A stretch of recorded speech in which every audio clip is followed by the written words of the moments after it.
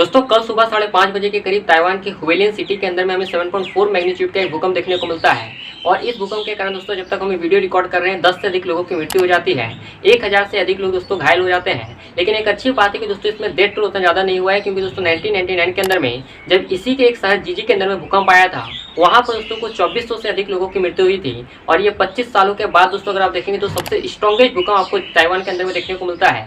तो आइए दोस्तों आज की वीडियो में इसी चीज़ को समझने की कोशिश करते हैं एक्चुअल में क्या कारण होता है कि दोस्तों ताइवान या जापान जैसे कंट्रीज के अंदर में इतने ज़्यादा भूकंप देखने को मिलते हैं। क्योंकि इस भूकंप के साथ ही दोस्तों हमें जापान और फिलीपींस के अंदर में सुनामी का खतरा भी देखने को मिलता है। और इसके कुछ अर्थक्वेक्स दोस्तों इसके बाद जो रिपीटेड अर्थक्वेक्स होते हैं, ये कुछ दोस्तों फिलीपींस के अंदर में और जापान के अंदर में भी दोस्तों देखे जा सकते हैं। तो आइए दोस्तों आज इसी चीज़ को समझने की कोशिश करते हैं कि एक्चुअल में क्या कारण है कि दोस्तों इतने मेजर अर्थक्वेक्स दोस्तों हमें जो है इस जगह पर देखने को मिलते हैं। दोस्तों जब हम इस भूकंप की बात करते हैं तो आप इस भूकंप की भयावहता है दोस्तों इसी तरह से पता लगा सकते हैं, जैसे कि आप वीडियोस आपकी स्क्रीन पर देख सकते हैं। पूरी की पूरी दोस्तों बिल्डिंग नीचे गिर जाती है, पूरी की तरह जो इंफ्रास्ट्रक्चर जो इतना बेहतरीन ढंग से बनाया गया ताइवान के अंदर में, वो पूरी तरह से बिगड़ जाता है।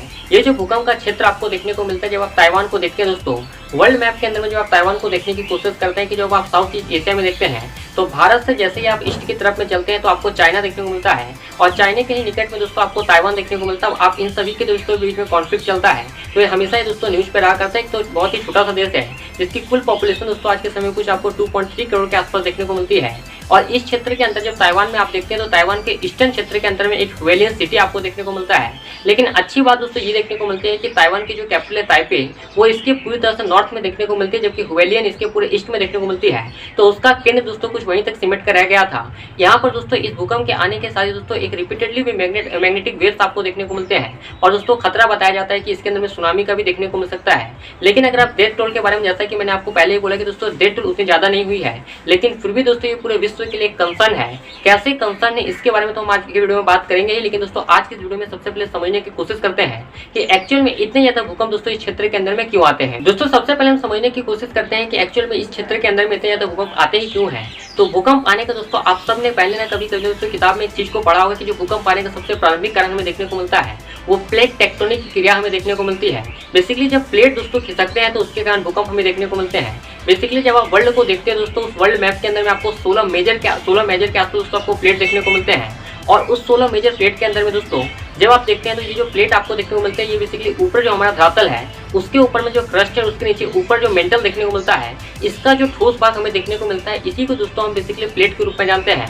और ये प्लेट जब भी दोस्तों एक दूसरे से खिसकते रहते हैं, क्योंकि बेसिकली जो हमारी अर्थ है उसके भीतर के अंदर में दोस्तों द्रव जो होता है वो बेसिकली हमेशा हाई टेम्परेचर के कारण जो है दोस्तों खिसकते रहता है, जिसके कारण दोस्तों ये प्लेट भी खिसकते रहते हैं। और जो भी देश दोस्तों इन प्लेट से आकर टकराते हैं वहाँ पर दोस्तों आपको अर्थक्वेक और वोल्केनिक इरप्शन जैसे चीजें दोस्तों आपको देखने को मिलती है। और जब आप दोस्तों इस मैप को देखते हैं, जैसे कि मैंने आपको पहले ही बोला कि आप जब दोस्तों आप ताइवान को मैप के अंदर में देखने की कोशिश करते हैं तो ये ताइवान में दोस्तों आपको जो है पॉपुलर रिंग ऑफ फायर के क्षेत्र में देखने को मिलता है। रिंग ऑफ फायर का क्षेत्र के बारे में आप सभी पॉपुलरली जानते होंगे कि जो रिंग ऑफ फायर का आपको क्षेत्र देखने को मिलता है, ये एक ऐसा इमेजिनरी लाइन आपको पैसिफिक ओशियन में देखने को मिलता है, जहाँ पर दोस्तों दुनिया के अंदर में अगर 75% वोल्केनो आते हैं तो दोस्तों इसी क्षेत्र के अंतर्गत आते हैं। और दोस्तों दुनिया के अंदर में लगभग 90% के आसपास जो भूकंप आते हैं वो इसी क्षेत्र के अंदर में आपको देखने को मिलते हैं। और वही क्षेत्र के अंदर में आपको ताइवान देखने को मिलता है। और जून से जब आप ताइवान को जाकर देखते हैं तो ताइवान में एक तरफ दोस्तों आपको फिलीपींस सी प्लेट देखने को मिलता है, और एक तरफ दोस्तों आपको जो है यूरेशियन प्लेट देखने को मिलता है। और यही दोस्तों यूरेशियन प्लेट और जब फिलीपींस सी प्लेट एक दूसरे से टकराते हैं तो यही कारण है कि दोस्तों आपको ताइवान में इतने भयंकर दोस्तों भूकंप देखने को मिलते हैं। लेकिन यही इसके पहले दोस्तों 25 सालों के पहले ही दोस्तों 1999 के अंदर में अगर आप देखेंगे तो उतने तेजी से भूकंप नहीं आया करते थे जितना कि दोस्तों 7.4 मैग्नीट्यूड का भूकंप दोस्तों इस बार आया हुआ है।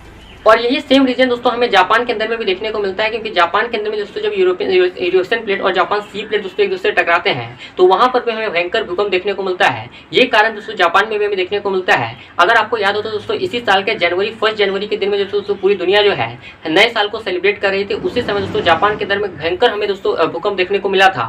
और इस भूकंप के कारण दोस्तों न केवल हमें भूकंप देखने को मिलता है, जबकि जब भूकंप आते हैं तो उसके कारण दोस्तों बड़े बड़े समुद्र के अंदर में दोस्तों लहरें हमें देखने को मिलती हैं, और इन लहरों को दोस्तों हम सुनामी के नाम से जानते हैं। सुनामी का दोस्तों जब आप मीनिंग को जानने की कोशिश करते हैं तो दोस्तों ये बेसिकली जापानीज वर्ड देखने को मिलता है। इसमें सू का अर्थ दोस्तों हार्बर होता है और नामी का अर्थ दोस्तों वेव होता है। इसका हिंदी में कुछ मतलब दोस्तों बंदरगाह की लहरें निकलकर सामने आती है। इसका मतलब दोस्तों ये पूरा जो क्षेत्र आपको देखने को मिलता है, दुनिया के अंदर में जो सबसे ज्यादा आपको भूकंप के अंदर में जो सबसे ज्यादा इरप्शन आपको देखने को मिलता है, भूकंप के अंदर में जो सबसे ज्यादा सहने वाला देश होता है वो कहीं ना कहीं अपने आप में जापान देखने को मिलता है। और यही रीजन देखने को मिलते हैं दुनिया में जहाँ कहीं भी आपको भूकंप देखने को मिलते हैं, उसका एक मेजर कारण यही है, ये प्लेट टेक्टोनिक की क्रिया है।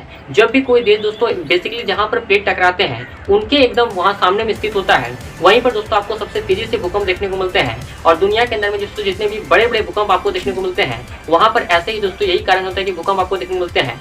भारत के अंदर में दोस्तों जब आप इंडियन प्लेट को देखते हैं, यूएसएन प्लेट को देखते हैं, इनके टकराने के कारण ही दोस्तों आपको नेपाल के अंदर में, साथ ही दिल्ली के अंदर में जो एनसीआर का क्षेत्र होता है वहाँ पर बड़े बड़े भूकंप दोस्तों इसी कारण से आपको देखने को मिलते हैं। तो उम्मीद करता हूँ कि दोस्तों आपको सबसे पहले भूकंप क्यों आते हैं इसके बारे में समझ में आया होगा। और जब दोस्तों भूकंप की बात करें तो आप एक स्टेटिस्टिका का आंकड़ा को देख सकते हैं, जहाँ पर दोस्तों बताया जाता है कि हर साल कम से कम दोस्तों 20,000 के आसपास भूकंप आपको देखने को मिलते हैं। और इनमें सबसे ज्यादा जो भूकंप आपको देखने को मिलते हैं उसको चाइना के अंदर में रिकॉर्ड किए जाते हैं। लेकिन इन भूकंप का दोस्तों मैग्नीट्यूड ज्यादा देखने को नहीं मिलता है, क्योंकि जो चाइना का जो क्षेत्र है दोस्तों वहाँ पर भी प्लेट टकराता है। लेकिन जो चाइना है दोस्तों जिन जगहों पर प्लेट टकराता है उसके एकदम मिडल भाग में देखने को मिलता है, तो वहाँ पर आपको जो मैग्नीट्यूड होता है वो ज्यादा देखने को नहीं मिलता है। भले ही दोस्तों आपको वहाँ पर वेव जो ज्यादा देखने को मिलती है भूकंप की, लेकिन वहाँ पर दोस्तों उतना खतरा देखने को नहीं मिलता है। लेकिन जापान, ताइवान और फिलीपीन जैसे कंट्री आपको देखने को मिलते हैं वो बिल्कुल जहाँ पर दोस्तों दो प्लेट आकर टकराते हैं उनके एकदम सामने में स्थित हो जाते हैं, एकदम बीच में जाकर स्थित होते हैं। यही कारण होता है कि वहाँ पर आपको सबसे भयंकर भूकंप देखने को मिलते हैं और डेथ टोल भी दोस्तों आपको बहुत ज्यादा देखने को मिलता है।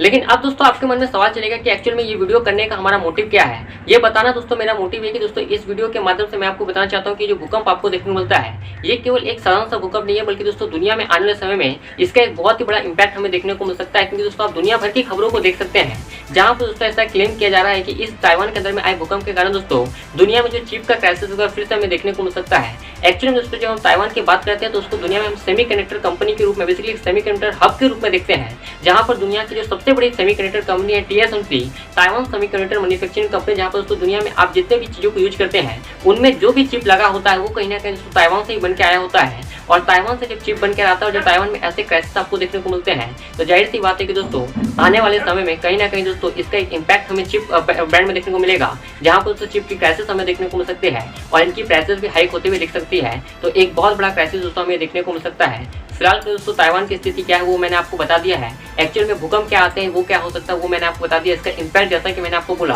कि चिप के अंदर में देखने को मिल सकता है, जो पूरी तरह से दोस्तों जो चिप का बेसिकली चेन है वो पूरी तरह से दुनिया के अंदर में बिगड़ सकता है। ये बहुत बड़ा क्राइसिस हमें देखने को मिल सकता है। आने वाले समय दोस्तों इसका इम्पैक्ट हमें जरूर देखने को मिलने वाला है। लेकिन आप दोस्तों इस सब चीज़ों के बारे में क्या सोचते हैं? क्या आपको लगता है कि भारत को भी दोस्तों इसके बारे में कुछ रिस्पॉन्स करना चाहिए? क्या भारत को भी दोस्तों रेस्क्यू ऑपरेशन में ताइवान की कुछ मदद करनी चाहिए? क्योंकि आप सभी को पता है कि दोस्तों ताइवान और चीन में जब भी कॉन्फ्लिक्ट होती है ऐसी स्थिति में दोस्तों खतरा जो है पूरे विश्व में इसलिए मंडरा जाता है क्योंकि ताइवान दोस्तों एक प्रकार का सेमीकंडक्टर हब आपको देखने को मिलता है। और चाइना के अंदर में दोस्तों अगर किसी भी तरह से दोस्तों ताइवान आ जाता है तो पूरी दुनिया के अंदर में दोस्तों मोनोपोली जो है चिप के मामले में वो चाइना की हो जाएगी। ऐसी स्थिति में दोस्तों इस कंडीशन में एक सबसे अच्छा अवसर देखने को मिलता है पूरी दुनिया के देशों में। जो भी देश आज के समय में अमेरिका है, ऑस्ट्रेलिया है, क्वाड के जितने भी नेशन आपको देखने को मिलते हैं उनके पास एक अच्छा ऑप्शन देखने को मिलता है कि वे इस स्थिति में ताइवान के साथ में अपना हाथ बैठाएं, जिससे कि दोस्तों जो चाइना है वो दोस्तों किसी भी प्रकार से ताइवान के ऊपर में अपना प्रेशर ना जमा पाए। तो इस वीडियो में दोस्तों फिलहाल के लिए इतना ही। जैसा कि हर वीडियो के एंड में आपसे कहा करते हैं कि बड़ों का सम्मान करें, छोटों को प्यार दें, अपना व्यक्तित्व इस तरह से विकसित करें कि महिलाएं पुरुष के साथ और पुरुष महिलाओं के साथ सुरक्षित और सम्मानित महसूस करें। और मैं मिलता हूं आपसे वीडियो में, तब तक के लिए आप सबका दिल से धन्यवाद।